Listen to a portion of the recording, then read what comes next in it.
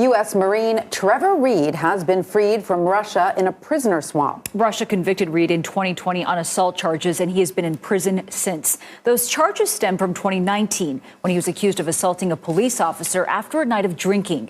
Reed pleaded not guilty and says he has no recollection of the incident.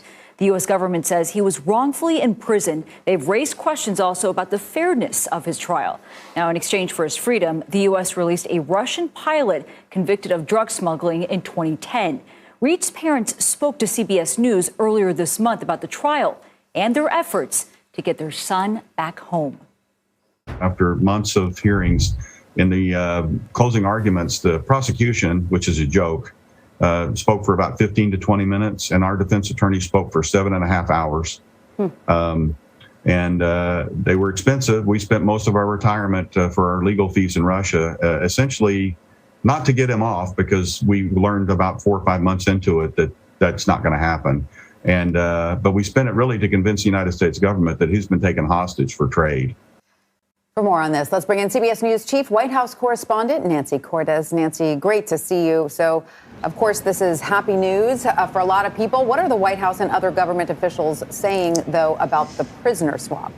They've had quite a lot to say about it, actually, this morning, Tanya. They're saying, first of all, that Trevor Reed is back in U.S. custody at this point, and that he is in good spirits after being held in Russia for almost 3 years. They're saying that it took months and months of hard work by individuals across the U.S. government, from the State Department to the White House and elsewhere, to get him freed. Now, they confirmed that he had been exchanged for this Russian pilot who you mentioned, who had been jailed here in the U.S. on drug charges, convicted of smuggling cocaine into the U.S. And they said that in order to make this swap, that President Biden commuted that Russian's sentence, which he had served the majority of. And they noted that President Biden felt that this was a very difficult decision to make, but that he ultimately did it out of concern for Trevor Reed's health, because it had been reported recently that he was ill, perhaps had tuberculosis. And in a statement this morning, President Biden said, quote, "The negotiations that allowed us to bring Trevor home required difficult decisions that I don't take lightly." And of course, this negotiation comes at a time when the relationship between the U.S. and Russia is strained, to say the least. Yeah. Do you think this will have any impact on the diplomatic relationship between the two countries?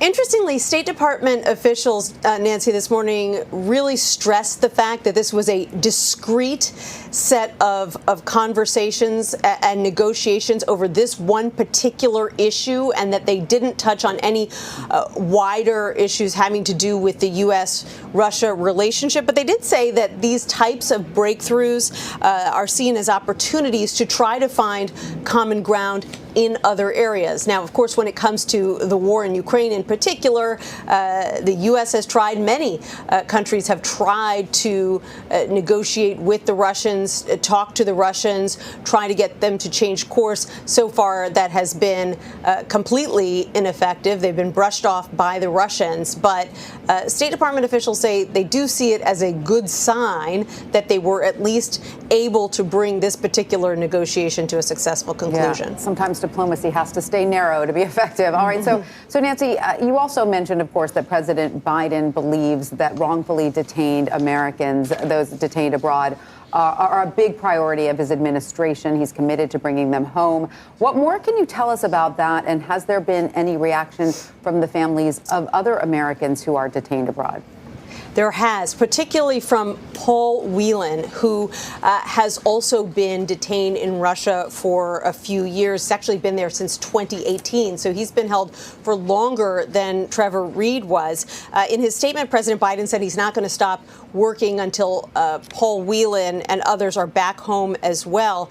But we heard from the family of Paul Whelan. They said that while they're, of course, overjoyed for the Reed family, that they are left with a lot of questions this morning about why this prisoner swap, this deal, only included this one very prominent U.S. prisoner in Russia and not Paul Whelan. Just by way of background, he is a former U.S. police officer. He reportedly was in Russia for a wedding. He now works in corporate security, and he was accused by the Russians of being a spy, which the U.S. says he is not. U.S. officials at the State Department continue to say that it's a top priority to get him out, along with Brittany Griner. She's the U.S. Griner, rather. She's the U.S. basketball player who was detained in Russia earlier this year. So they say that those negotiations are ongoing, and the fact that they had this one breakthrough doesn't mean that they, that they're done with this particular